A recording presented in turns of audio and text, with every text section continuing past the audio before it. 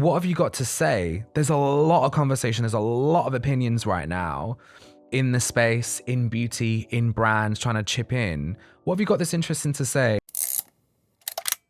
Welcome to Connected Thinking, our series of chats with standout voices from the world of marketing, where we unpack what's trending, what's shifting, and what's coming next. I'm Liv, Account Director at Scene Connects. Today I'm joined by Caner Daywood, Senior Advocacy Manager at L'Oréal Luxe for Urban Decay IT Cosmetics. Previously, Caner's led global content and influencer campaigns for brands including Charlotte Tilbury, Fenty Beauty, Tommy Hilfiger, Cartier, and so many more. Caner, welcome to the podcast today. Thank you so much for joining us. Tell me a little bit about you. Thanks for having me. God, what do you want to know? I've been in this industry a long time, nearly I think 16 or 17 years in the kind of marketing, social media, PR world. Specifically led across beauty for the last 4 or 5 years.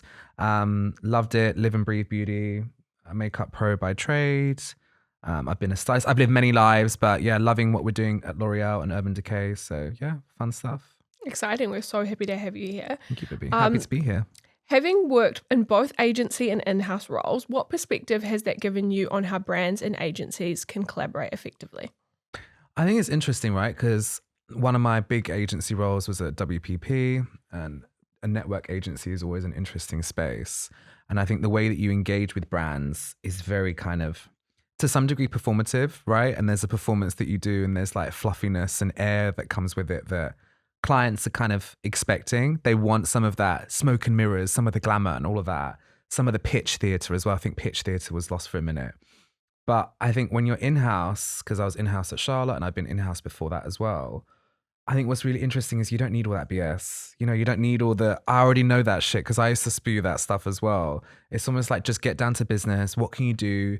Thinking smartly about clients not always having the budget. What are efficiencies that you can make? Because that's really what the client and the agency are going to really take away, or the client specifically when your brand side is, how are they looking to help my life? That's what you really want as an agency partner. So I think it's being a better partner and then also not being a dickhead when you're a client as well. I think we've all had difficult clients that are super demanding, unrealistic timelines, because I think I've done the job of the agency so many times in different iterations, as a creative strategist, always helped out account teams and creatives. I know what's realistic for timelines. So I think it's just not being a dickhead client and no BS from being an agency side.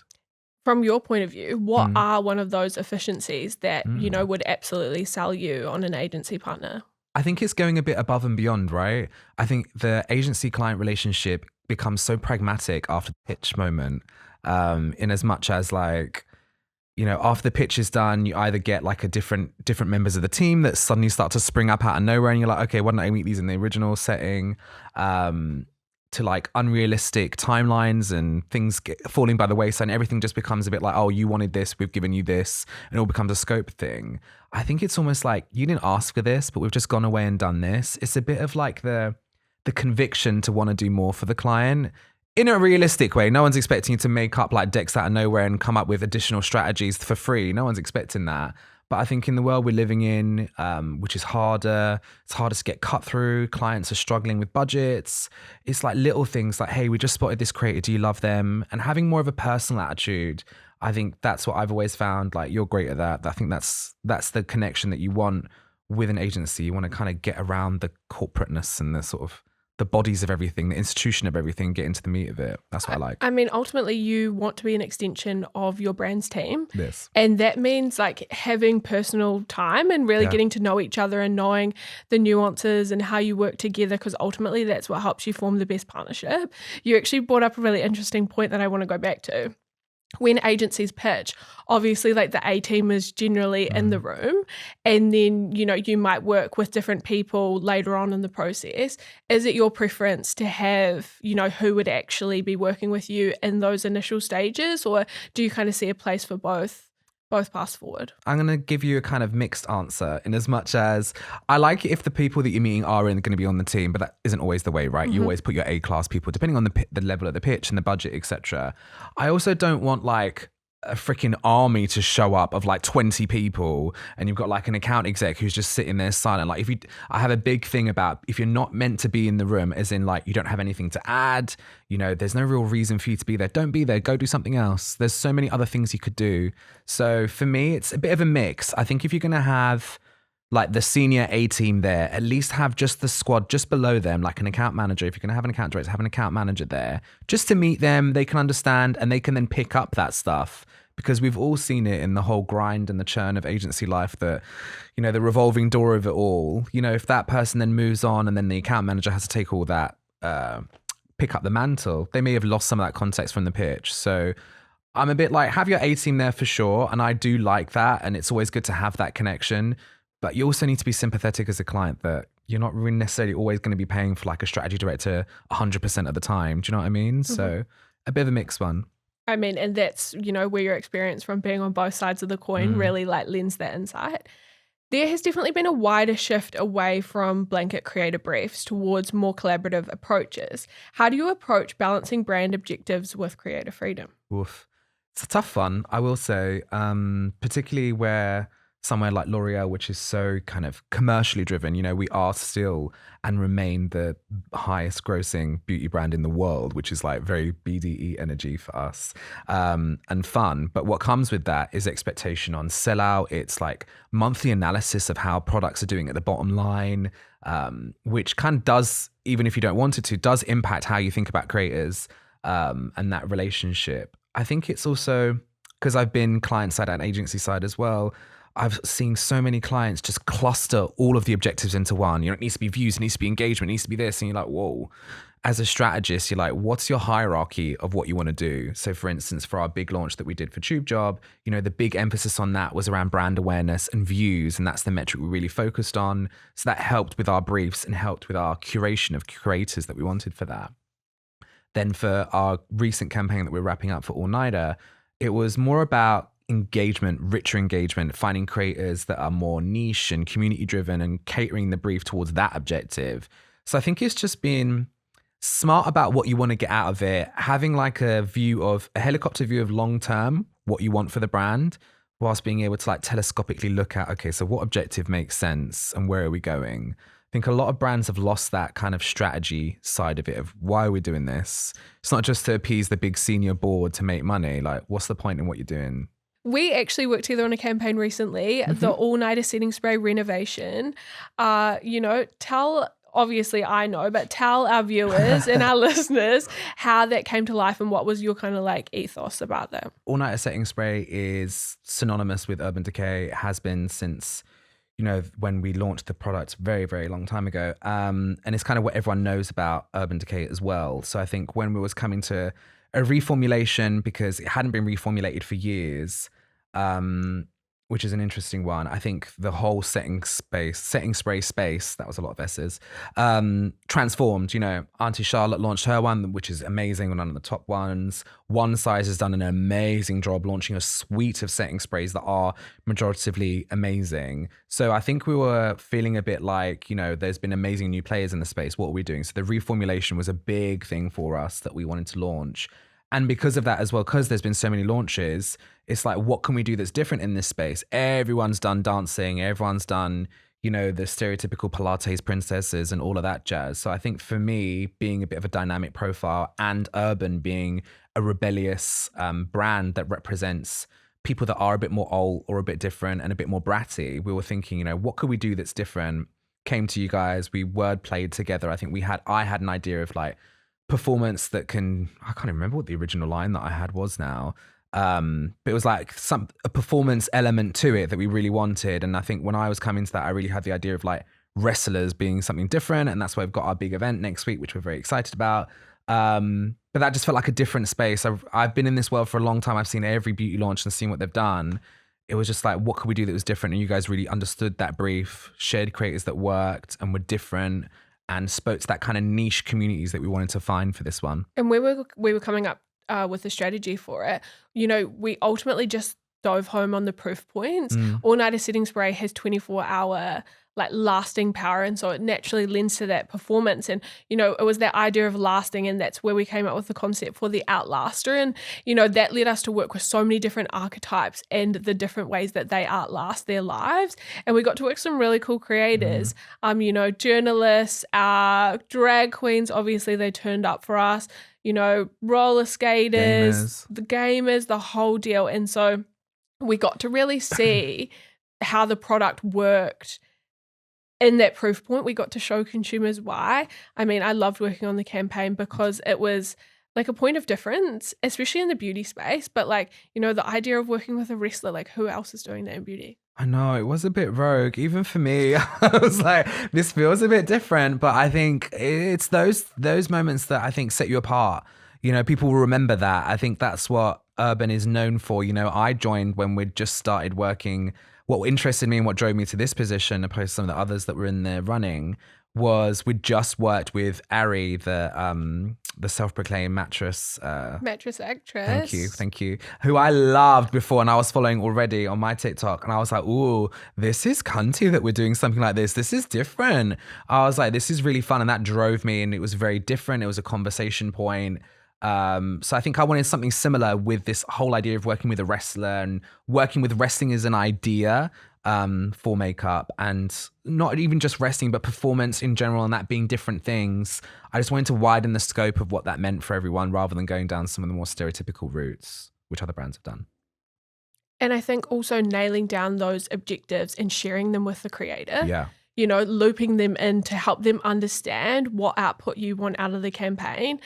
Too often we see with clients, they kind of want to keep that stuff close to their chest, but that's how you build those long-term relationships. That's actually how you get that buy-in and how you get that really strong output for creators, because, more and more we're seeing that they're so tapped into the world and what's happening and what they need to deliver based on the different objectives of the campaign. So totally aligned. We just see so much out of creator briefs when they're, so insightful for creators so they can actually use that as a springboard for their creativity. And they like to peek behind the lid and see what you're up to. Like, I think when we briefed Tube Girl Sabrina on stuff for Tube Job, and I did the whole shebang of like creating a deck that's curated and wrapped for her and all of that stuff. Creators, we love them, but they do like a nice ego rub, like we all do, right? And I think it gave her a peek into like the strategy behind the work and why we went with her, what we want from her, the inspiration. It kind of tapped her into what we were doing and kind of got her creative juices going. So it just ends up getting a better result rather than a blanket approach. And just making them like a machine or a tool or something. But when you invest in that opportunity and give them a really personalized deck and you sit on a one-on-one call with them, it comes back to that buy-in. And also if you put more effort into that briefing stage, give them that really personalized experience, it actually helps, in their output. You see them really put work and love into their concepts. Like there's no ChatGPT around here, which we're seeing like all too often in the creator industry. Lots of, briefing decks being created with ChatGPT, so you're met with ChatGPT concepts or AI related concepts, and so when you give them that love and you show them that effort early on, they just reciprocate that. I think the thing that we're finding is like the connection between agent to client to creator as well is always an interesting one. No judgment, no tea to agents. You're doing a great job. It's not easy either to keep wrangling work. Like we get bombarded across the L'Oréal advocacy team with like agents every day. And I think there's just ways that you can be smarter, for a client and we're after XYZ and some of the metrics that we're after, share how your creator is done against that. Don't just share me like a picture of, hey, here's Liv, here's some posts that she's done. She loves the brand. Send us stuff. We'd love to be thought about.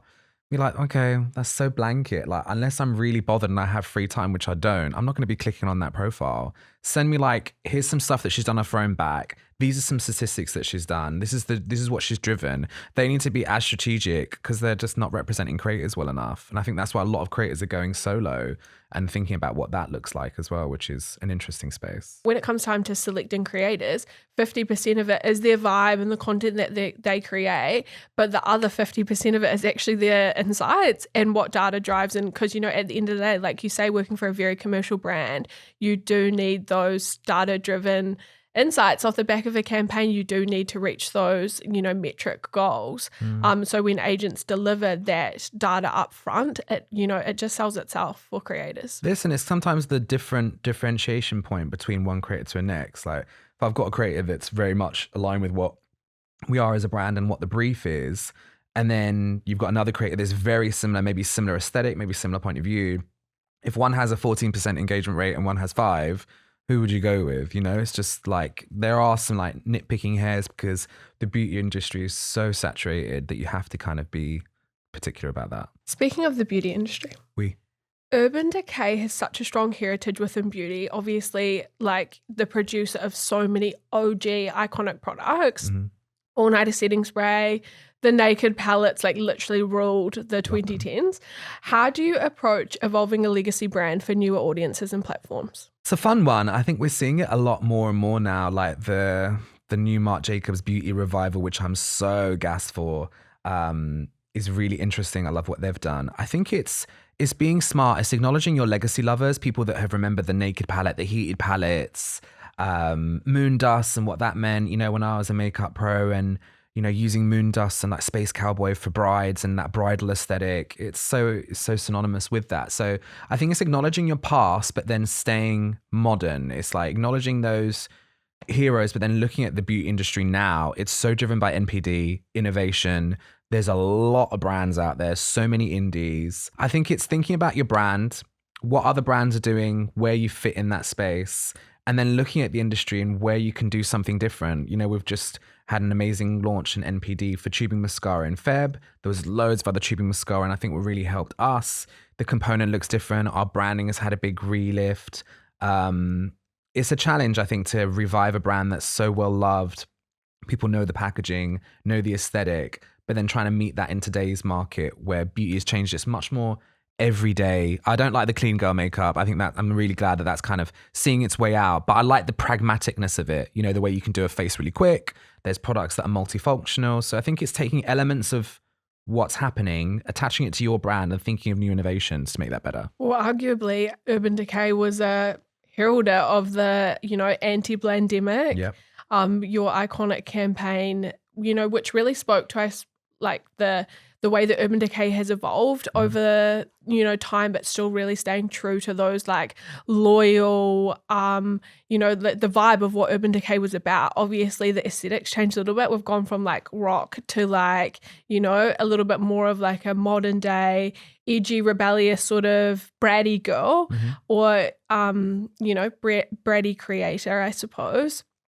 And so it just brings that really nice, like you've taken customers on a journey, I suppose, off the back of the Blandemic and, that amazing campaign that has like had such strong response, how did that sort of land internally? What was the next move after that? It's an interesting one, right? Because I think Urban is the sort of rebellious, naughty but fun, colorful, creative kid of L'Oréal, right? Because you've got the kind of the big dragon brands of like YSL and Armani who are doing amazing stuff. And really led the way and are great makeup icons. I think Urban has always been that alt queen, and we still want to have that alt energy of what we're doing. And that's why L'Oreal got the license in for it, and that whole Americanized LA energy that is so part of the brand as well. It's just upping that, but then thinking about the modern consumer. And I think that's what works for pushing that up the funnel, is understanding the commercial viability of that as well, right? It's all cool being alt and all of that jazz, but look around you, like how are alt queens being received now? How is culture being received now? I think it's really interesting to see that in not just the LGBTQ plus community, but seeing it in the creative industry as well. People are dimming their light a little bit to be able to acclimatize. So if that's happening, how are we both allowing them to shine, but respecting them, dimming their shine a little bit too? So it's kind of playing where you want to be. And I think that education piece has been interesting for internals as well, to understand that and move the dial a bit and still be rebellious, but rebellious in a new way now. It's quite fun. I mean, it gives you license to just like push the boundaries a little bit and, go back to the values of what started Urban Decay is like boundary pushing and being a little bit fun and being a little bit naughty and tongue in cheek, but staying true to you guys as a brand. We often talk about the cost of virality. Yeah. When you go, you're like brands, we see it oftentimes when they're just hunting for that viral moment and they lose their brand ethos in the process. And then that just dilutes, your efficacy with your audience when you're constantly hunting after that next trend. So yeah, it's something that we see all the time. And like you say, like Rhode, what she did with Bieberchella, obviously that was a massive cultural moment. Like we can't ignore that, the biggest brands in the world coming together, but still like it wasn't in like a trending way. It was like in a really culturally nuanced way. What did you love about Bieberchella? I think for me, it's like, I think what your point being there is she's creating her own culture phenomenon, right? And I think that's the big energy that people should be hunting for. It's not like how we're not jumping on trends quick enough, which is the perpetual battle for all clients and agencies. We need to be quicker, we need to be more agile, and there's loads of contention there. I think it's not, there's definitely an element to that. People can always move faster. You can hire own social teams and move faster and jump on things. I think it's more like, what have you got to say? There's a lot of conversation. There's a lot of opinions right now in the space, in beauty, in brands, trying to chip in. What have you got that's interesting to say? Like, Hailey is her and her team, I'm sure it's not just her, bless her, have got a fabulous team in as much as, she was just about to launch those blemish spot things, the blemish stars, whatever they're called. And then she put them on her husband, then they were doing a set. It's all very smartly planned. And it's all part of her brand, but that was just her marketing calendar, and then it just became something that they did. So I think it's curating it a little bit and letting it happen. I think people have lost that a little bit. People are trying to force the moment too much. Just let it happen. That's not to say some trends aren't great. I've worked on some fab trends. Like I worked on something for Dyson before with like Victoria's Secret, which was really fun. I think it's thinking of moments and how you can tap in. Like the Met Gala was interesting this year. From a makeup point of view, there's been a lot of divisive makeup discussion right now. Like, who's the cute kid from Heated Rivalry? Hudson Williams. Like his crazy makeup that he did, that his artist did, which I had mixed feelings on. I'm not about to set up some massive makeup debate about it, but it was divisive. People were like, it's not good, it's messy, they could have done it this. Loads of people reinterpreted it. It was an unintentional moment that happened that creators jumped on. I think that's the thing that you want, right? Same with like the Gucci Demna moment that they've just had in New York. Like the makeup was heavy, like heavy eye, heavy big lip. And I think it's interesting to see makeup is causing a bit of a stir now and becoming its own little thing, which is fun. Especially that Gucci campaign, it was like summer or resort wear or something, like crazy, banging around Times Square. Yeah. Iconic, obviously. I love Gucci's doing amazing stuff. They're so back. Like I love vintage brands that can be revived from somewhere. Like Dior is another one as well. I love what Jonathan Anderson is doing right now. It's so fresh, it's so modern, it's so cool compared to what was happening before, which was just just circling the drain. It's interesting to see brands get revived again. Urban Decay. That too. From us as well. Yeah. I'll always respect indies and what they're doing, but yeah, Urban's definitely one that we're doing that as well. That puts us quite nicely at our next question. A lot of brands talk about being culture-led. What does that actually look like in practice when building social and influencer strategy? It's like I said before, it's not always looking at competitors. I've worked for brands that are obsessed with like being number one or always looking at competitors and looking at what other people are doing. And I think it's worthwhile looking at what, your sister and your competitions are doing, but I think you lose focus on what you can do as a brand. If you're so focused over here, you forget what's over here. So for me, being culturally led is having a smart team as well. I think team is really important. Like if you've got quite an anachronistic team or a very young team, you'll miss out on some opportunities somewhere. You need a mixed team of like ages, demographic, point of view, just to build a wider picture of culture, because culture is so many different things to different people.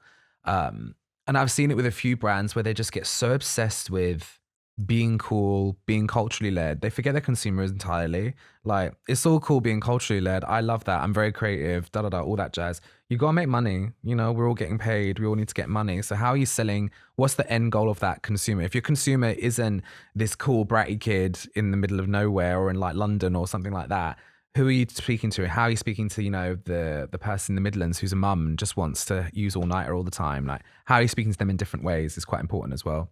And like, there's so many people who use beauty across so many different age demographics, sex, race, you know, and like you have so many individual needs. And like the reality is that we're seeing such a shift with our beauty consumers. They are clued up, they're educated, like they know what ingredients works, and like they want brands to kind of meet them there at that really educated space. Like gone are the days where you can just like bang out a mascara and just like, you know, flick it on TikTok, you know, like people want to know why it works.